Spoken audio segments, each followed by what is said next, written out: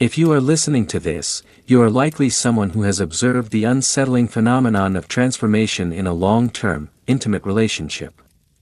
You chose a partner who seemed to embody everything you valued: stability, passion, intelligence, only to find, years later, that a completely different, often frustrating, personality emerges during moments of stress or vulnerability. It is as if a secret, unseen tenant, a shadow presence, inhabits your shared space, particularly the bedroom, turning moments meant for connection into sources of deep conflict and confusion. The recurring question for mature individuals is why intimacy, instead of fostering transparency and peace, often becomes a mirror reflecting chaos. It is not merely a question of people growing apart or communication failing. The issue runs far deeper, residing in an unconscious psychological drama. We often enter relationships, not primarily seeking the partner as they truly are, but seeking a projection, a missing piece of ourselves that we have consciously or unconsciously disowned. When the partner inevitably fails to maintain the facade of this projected ideal, the inevitable backlash is profound disappointment and emotional withdrawal. For our audience, those 40 and beyond, this is a particularly vital conversation. By midlife, the social mask we wear, our successful, controlled, and respectable persona, has become highly polished. But the more flawless this persona becomes, the larger the shadow grows beneath it. The shadow, in psychological terms, contains every characteristic, desire, and instinct that our conscious ego deems incompatible with the image we wish to present. And here is the core dilemma: this accumulated, rejected psychic material desperately seeks expression, and its most frequent and effective vehicle is through the closest emotional bond we possess. If you are ready to move beyond the superficial narrative of blaming your spouse for their flaws and instead wish to understand the powerful, hidden forces, the psychological algebra, that structure your deepest relationships, then welcome. Our channel offers insights rooted in depth psychology, aiming for lasting self-awareness and meaningful connection, not quick fixes. If the pursuit of profound wisdom resonates with you, please ensure you like this video and subscribe to our channel, helping us reach others seeking true insight into their lives. Our guide for this exploration is the foundational work of Carl Gustav Jung, who gave us the necessary vocabulary to discuss the forces driving attraction and conflict. We will focus on his dual concepts, the shadow and the anima/animus. These are the keys to deciphering the mystery of why the person we idealize often becomes the person who hurts us the most. Let's begin with the shadow. Jung defined the shadow as the dark twin of the ego, the repository of everything the conscious personality has decided to keep hidden. Visual cue or mention of Jung's shadow concept: this includes not only traits we consider negative, like cowardice, greed, or uncontrolled rage, but also powerful, vital traits that were culturally or familial discouraged, such as intense sensuality, emotional spontaneity, or healthy ambition. This material does not dissolve, it festers in the unconscious, gaining strength. The more rigidly a person adheres to being good or proper, the larger, denser, and more powerful their personal shadow becomes. This suppressed content is then projected. The psyche seeks to relieve the pressure of the shadow by externalizing its contents, making the unacceptable traits seem to belong to someone else.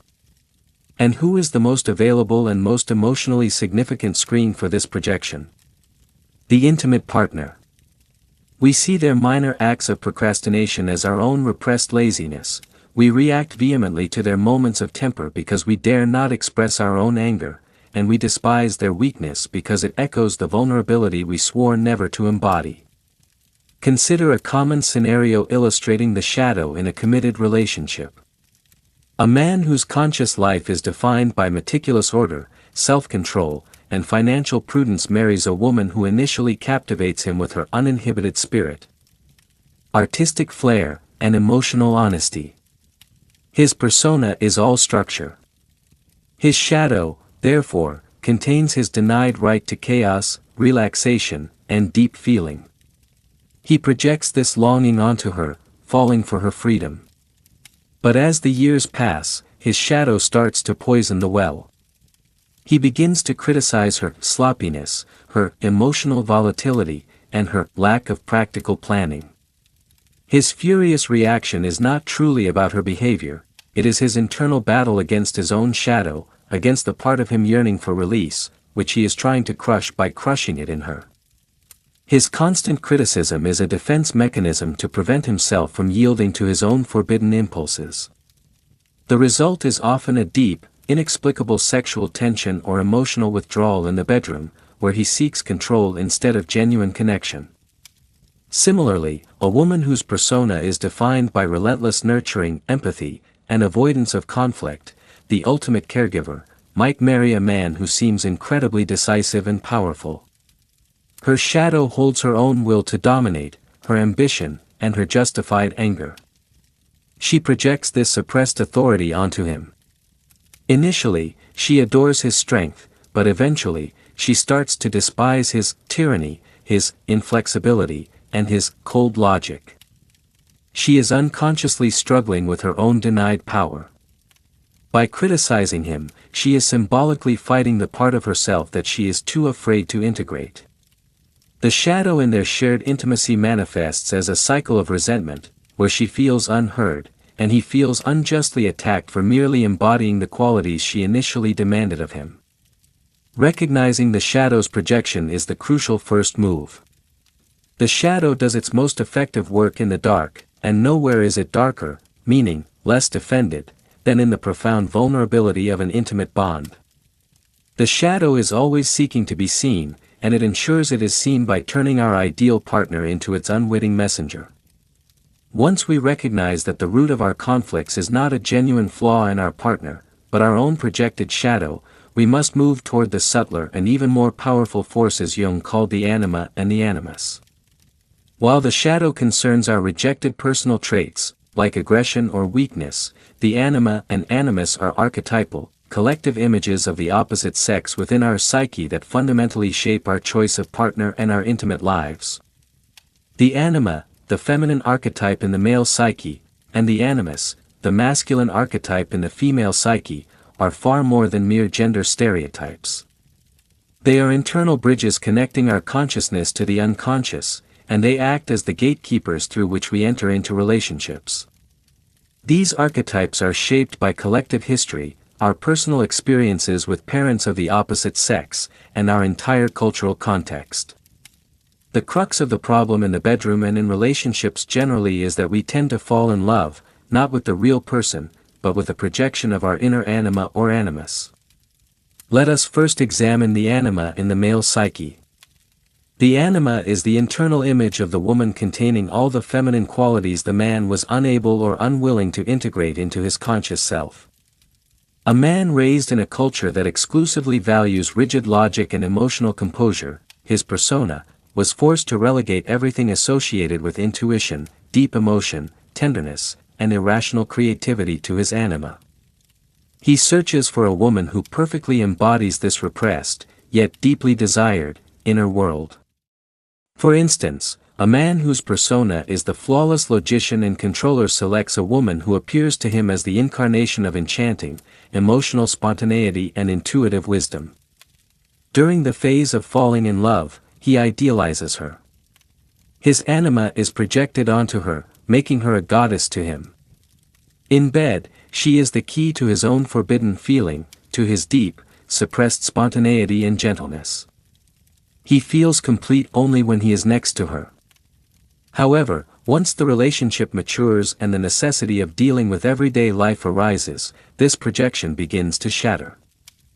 His anima, which demanded her to be solely a muse and a wellspring of emotion, confronts reality.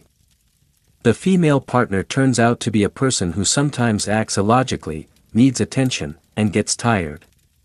All these imperfect, human traits are perceived by the man as a betrayal of his inner goddess. He starts seeing her not as his muse, but as a hysterical, irrational, draining figure who now carries his shadow, for example, his repressed fear of losing control. He cannot fathom why his ideal partner became this way. The answer is simple: she did not change, she merely stopped being exclusively his archetypal projection. Now let us turn to the animus in the female psyche. The animus is the internal image of the man embodying masculine qualities rejected or underdeveloped in the woman's consciousness. In a culture that might demand a woman to be passive, nurturing, and emotionally dependent, her animus might contain everything associated with firmness, logic, conviction, assertiveness, and inner authority. A woman seeks a partner who embodies her ideal animus. For example, a woman whose persona is defined by absolute selflessness and softness chooses a man who appears to her as the embodiment of flawless, rigid logic and incredible inner strength. He is her knight, her animus, who will make decisions and provide protection.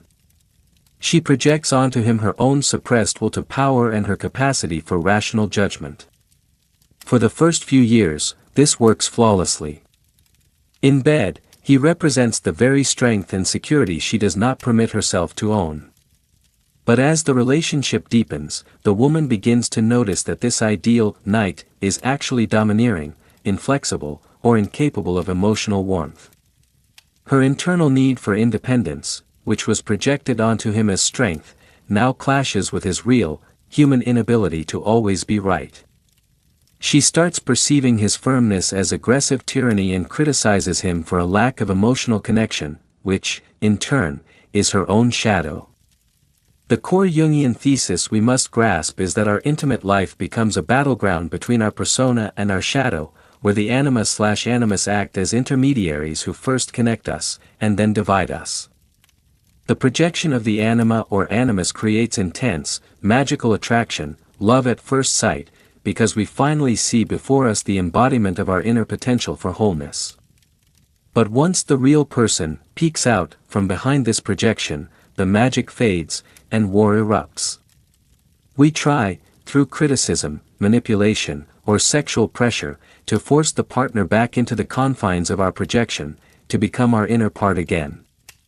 For the mature audience, this realization should bring not only discomfort but also immense relief. It removes the unbearable expectation from the partner to be our missing piece. This understanding shifts the conflict from the external, they are to blame, to the internal, this is my own psychological task. Only by acknowledging that the ideal partner was never ideal, they were merely a perfect screen for our unconscious, can we begin the process of integration. Integration, according to Jung, means that the man must consciously begin to cultivate his inner anima, intuition, emotionality, creativity, and the woman, her inner animus, logic, will, firmness. Only when we cease needing the partner as the carrier of our inner opposite can we see them as they are. This is defined as ceasing to be an archetypal couple and becoming an individually mature couple. This integration process is particularly crucial in intimate life. Many couples find that passion fades or sex becomes routine over the years. This often occurs because the magical element of projection is gone. To restore genuine passion, the answer is not to compel the partner to be the goddess or knight again, but to reclaim our own archetypal energy and bring it into the relationship ourselves. A man who has integrated his anima is capable of being tender and emotionally engaged in sexual encounters. A woman who has integrated her animus is capable of showing initiative and firmness in articulating her desires. This creates a new, authentic intimacy, based on the meeting of two whole individuals, not two halves seeking completion in the other. The transition from archetypal projection to individual maturity is the most difficult, yet most important stage in the life of a mature couple. Jung called this process individuation. This does not mean that you must become perfect, or that your partner must suddenly change. Individuation in the context of a relationship means that you withdraw your projection. You stop demanding that your partner be the carrier of your shadow or your inner opposite sex. How does one practically achieve this withdrawal of projection, which directly impacts the atmosphere in the bedroom and the level of intimate trust? The first and most effective step is the recognition, I am he, she. When you are intolerably irritated by some quality in your partner, their weakness, their emotional coldness, their disorganization, stop and ask yourself, where does this quality live within me? Which part of myself did I send into my shadow, and now I see it in them? For example, a woman who is enraged by her husband's passivity in decision-making must acknowledge, a fear of my own power, of the necessity to make decisions and bear responsibility for them, lives within me. I projected my decisiveness, my animus, onto him, but now his inaction enrages me because it reflects my own internal helplessness, which I forbade myself to feel. A man who is driven to fury by his wife's irrational emotionality must acknowledge, a vast amount of unexpressed feelings and suppressed tenderness, my anima, lives within me, which I do not allow myself to express. Her tears or her anger are, in fact, my feelings that she is expressing for both of us. I get angry because her emotions force me to feel my own forbidden vulnerability. This acknowledgement, I am he, she, does not mean that you become equally passive or hysterical. It means that you consciously integrate these qualities into your psyche, thereby freeing your partner from them. As soon as you recognize and begin working with your own passivity or your own emotionality, the need to project this part onto another, and consequently, to conflict with it, disappears. When the projection is withdrawn, your partner ceases to be a screen. You see them as real, a person who may sometimes be passive, but also kind, sometimes emotional, but also creative. You stop trying to force them to conform to your archetype. And this fundamentally changes your intimate life. The shadow in the bedroom often manifests as boredom or loss of passion. Many couples experience this because their passion was initially fueled by the novelty of the projection. When the projection disappears, they are left with a reality they do not know how to love. To restore authentic passion, Jung suggested the meeting with the body. Authentic intimacy, or the meeting with the body, requires that you integrate your anima/animus and shadow into the sexual act. The man who has integrated his anima is capable of being not only an active doer, but also a receptive, tender partner who intuitively senses the woman's needs. This brings a depth and genuine closeness into sex that goes beyond mechanical satisfaction. The woman who has integrated her animus is capable of being not just a passive object of desire, but also assertive, firm in her desires, and confident in her right to pleasure. She can clearly and without guilt express her intimate wishes and boundaries, which, as we discussed in the context of boundaries, is the hottest component of foreplay. When two individuals meet in intimacy, bringing their whole energies, not projecting, but offering them, a new quality emerges. This is not just sex, it is the meeting of two individuations. This means that the partner can see your shadow side, your aggression, your vulnerability, and not judge it, because they have already reconciled with their own. They can see your anima/animus, but not idealize it, because they themselves have developed their opposite side. This requires courage. It requires giving up the comfort of blaming. It is much easier to be angry at their coldness than to acknowledge your own emotional rigidity. It is much easier to criticize her for illogicality than to allow yourself to be illogical and creative. But only this conscious suffering, this voluntary relinquishment of projection, leads to what Jung called the transcendent function, a new, higher level of consciousness and relationship. Only through conscious suffering, through the voluntary relinquishment of convenient projection, can we transition to the transcendent function, a new, higher level of consciousness and relationship. This final stage of individuation, which manifests in mature age, represents not an end, but the beginning of an authentic, conjunctive life. After we have withdrawn our shadow and our anima/animus, we no longer look for what we lack in our partner. We look for dialogue. Dialogue, in the Jungian sense, is not just talking, it is the constant collision and reconciliation of two whole, yet contrasting worlds. We recognize that our differences are not flaws that need fixing, but an energy field that nourishes the relationship. The fact that your partner is more emotional than you, or more logical than you, ceases to be a cause for criticism. It now becomes a gift. They demonstrate to you the life you suppressed within yourself, and vice versa. The key tool for maintaining this transcendent function in mature relationships is symbolic expression. Since the shadow and the anima/animus inhabit the unconscious, they speak the language not of logic, but of symbols, images, and dreams. To avoid the return of projections, the couple must learn to hear each other's language that goes beyond mundane complaints. For instance, if a woman has a recurring dream where her husband appears locked in a tower, her animus in captivity, this is not just a dream. This is a symbolic signal that her internal need for his strength and initiative is blocked. Instead of attacking her husband with the complaint, "You are always passive," she can share this image.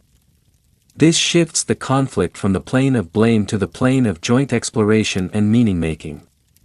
The man, in turn, might discover that his own anima feels suffocated or invisible. For example, he dreams he is wandering in a desert. Joint discussion of these symbols allows the couple to understand which part of their collective unconscious currently requires attention and integration.